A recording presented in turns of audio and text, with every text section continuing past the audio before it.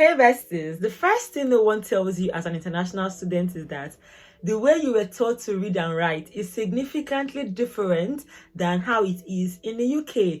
Because you will see people saying things like, to study in the UK is very easy. You can get first class, you can get distinction very easily. That if you can make it in Nigeria, you can make it in the UK. See, it is not true.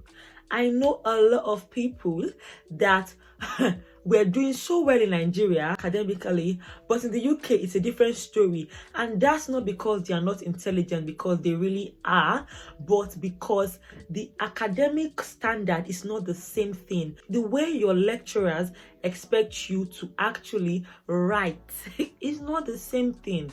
Now in the UK, if you're an international student, I presume you're here for your masters. Now when they say it is masters, it is literally masters. Like they are not coming to baby you. One culture shock a lot of international students notice is that when they come here, they now feel the Nigerian level of education is even better, because in Nigeria they would actually teach you. But one thing they don't realize is that in the UK, if you're here as a master's student, you are deemed to be above the normal level. So you're not going to be a baby. You're going to do a lot of reading and research. So if you know that what you've been doing is to cram, copy and paste, it will not work here. So that's one thing that people don't really talk about a lot, and I feel you should know, because as an international student it is so different.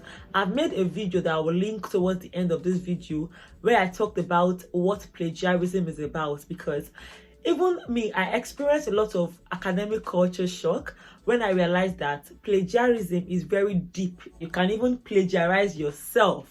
So one thing I always tell international students is that, see, your first grade may be very bad. Just accept that it may be very bad. And this is no reflection on your academic prowess. This does not mean you are academically not good. No, it is nothing like that. It's just that because it's a different system, you may need a lot of adjusting to do, and that is okay. And I know that there are some people that before coming to the UK, they've left the academic field. They were working, some have even gotten married, they've done a lot of things. So now coming back into academia, it's not going to be as easy as you think it is. So if it's harder for you, give yourself that grace that you deserve, because just calm down. So I want you to know, in case you don't already know, that the reading style, the reading pattern is going to be very different when you come to the UK or even the US or even Canada. As an international student, you keep hearing critical analysis and synthesis, and you'll be wondering, you'll be wondering, what is that? But it is their own way of telling you that, see, for you to write an article, an essay, you have to dissect it. You cannot just be saying, this is what happened. No, you have to say, this is what happened. Then B actually said that. Then C said, no, D actually, okay, I think so. That is how to critically analyze. By the way, if you want me to do a comprehensive video on how to critically analyze and synthesize, just let me know and I'll be sure to plug you in with what I've learned about this. For me, switching from being a lawyer to being a social worker came with its own pack of challenges, because it's not the same field. So some of you are actually transitioning, and yet you don't realize that, see, it is not easy. Give yourself grace, calm down. And I hope this video actually helps you realize that you're doing well. Just calm down. If you are struggling academically, your personal tutors are there, your lecturers are there. And that's one beautiful thing about being in the UK, US, or Canada, or any other developed country, which is that these teachers, these lecturers are there to support you. And I think that is what people mean when they say, if you can make it in Nigeria, you can make it elsewhere. I don't think they are talking about the grading system, but they're talking about the fact that your lecturers actually want you to succeed. They are not telling you A is for God, B is for me, C is for you. They're not telling you all those kind of things. Do you get? Now, the second tip is to know that, see, if you are a self-sponsored international student, you may struggle a lot financially. No cap. I'm not going to sugarcoat it. I've gotten a lot of messages, people asking me, can it be possible to cope? Can they afford it? Can they? And I would always say the truth. You can actually come in here as an international student that is self-sponsored, but it is not going to be a walk in the park unless you have somebody giving you money. If not, if it's by your work, which is just 20 hours, it is not going to be a walk in the park. You might struggle. And this is the part that people don't like to talk about because it is easier to glamorize it. But the fact is, you may struggle. In fact, for some people, you may even have some credit management companies sending you letters if you default with the school. And that's a fact. The university may keep sending you numerous emails, and that is a fact. See, you have to have strong mind. If you are the type of person that any small thing you are shaking, you go shake tire, because if you do not have the money and you are here and your school fees is now much, or your school has a ridiculous payment plan, just understand that it may be a struggle. And it is okay. It's just a stage. You're not going to be at that stage forever. So that's not the time to be saying, when I was in Nigeria, I was a big boy, I was a big girl. That one is in your own pocket. Now you're in a new country. By the way, I'm talking a lot about Nigeria because I'm a Nigerian. So if you're not a Nigerian, just apply it to your country. So you may be a big person in your country. That one is in your own pocket though. You are now in the UK, in the US, in Canada. You have to start from literally the scratch. And that is okay. Nobody forced you here. You are here. So we have to make it work. 20 hours working as an international student is almost nothing. That's the truth. If you want me to do a video on how to ensure you are able to pay up your tuition fee even as an international student, just let me know. I can make a video like that, because I keep getting those messages. Hey, is it possible? Is it possible? Because I will tell you the truth, 20 hours is for rich kids. For you that you don't have the money, you realize that 20 hours can barely satisfy you. But you still have to meet up with the legal requirement, which is the 20 hours, because you know that there could be repercussions if you go above it. So it can be a lot to navigate. That's why I'm saying, see, just calm down. You have to be very resilient if you are an international student that is sponsoring yourself. So your mind cannot be shaking any small thing. You see small letter, you're already having high BP. Calm down. No. Third thing to note is that you would have to embrace independence.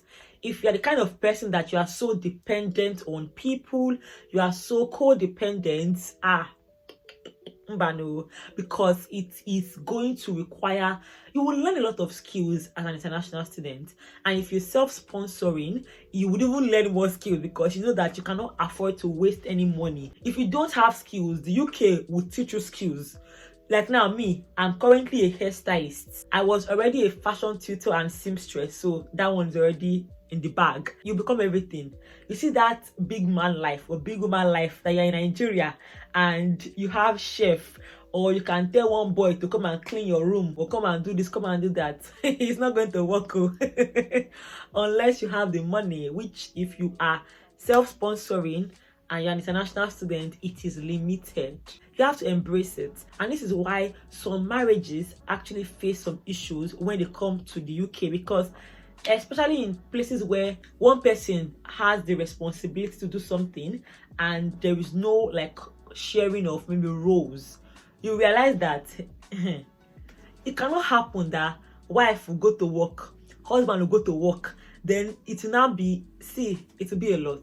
If you both don't know how to communicate well, how to embrace this new state you are in. Because one thing I find very surprising is the fact that people will come to the UK and they would expect to be acting like they are in Nigeria. It's not going to happen, no.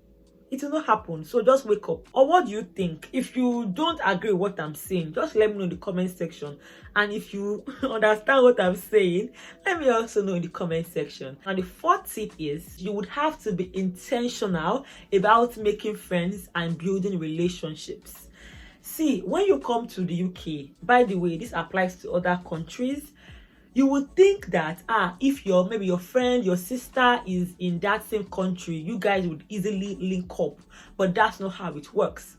My brother is currently in the UK, and I can count how many times we've seen, because I'm here and he's in another part of the UK. For us to see, it has to be on a schedule.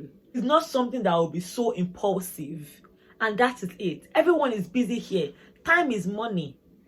So if you want to have friends, you have to intentionally have those friends. You have to say, okay, we have to be meeting up at least every 2 weeks, at least every month, whatever your friendship goals would entail. You have to be intentional. Same with relationships.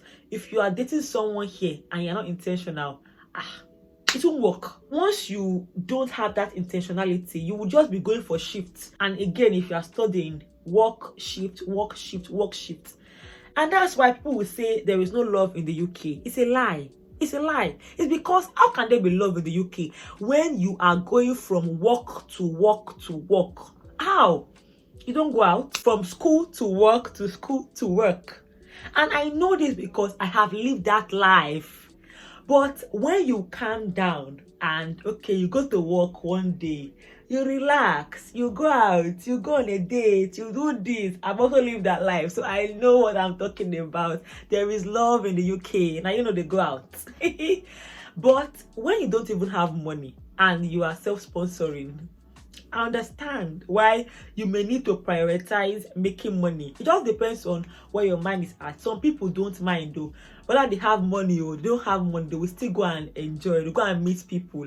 But the point is, you have to be intentional if you want to create relationships. I would also state that I feel in the UK, it's not even I feel, in the UK, the sense of community is not much. It is not much. So you have to build your own community. And this is something that me personally, I'm grateful for. In my church, I have a group of female friends that they are like my community, my little community, because it's easy for you to start feeling depressed, start feeling lots of negative emotions when you don't have a sense of community. Because you can be at home, if you don't come out, nobody will ask of you. But if you don't build that community intentionally, how will you have that? By the way, if you're enjoying this video, please support me, like it. And if you've not subscribed, please subscribe. Now, the last thing, which is, it actually gets better with time. A lot of us are not patient at all. When I hear people say, when I was in Nigeria, I was a big girl, I was a big boy, I ask them, how many years do you spend in Nigeria? People spend a large portion of their adult years in Nigeria grinding. The grinding was fruitful. Then you come to the UK and in 6 months, in 5 months, you expect to blow. Are you doing ritual? When you are relocating, you have to understand that it's not just a different country, it's actually a different continent. You have a lot of culture shocks. So it is okay if it is a bit turbulent at the beginning. I keep hearing people say the UK this, UK that, UK this, UK that, and I'm tempted to say, shut up. It's easy to keep complaining and complaining about the UK. It's easy. But when you realize that, see, you prayed for this thing, nobody forced you to be here. You prayed for it. You would understand that, yes, there are some things that are not working in the UK, because I would not act like the UK is perfect. It really isn't. But when you understand how the system works, you will realize that it actually gets easier. Because the way I feel now, 2 years in, and the way I felt 2 years ago, they are not the same thing.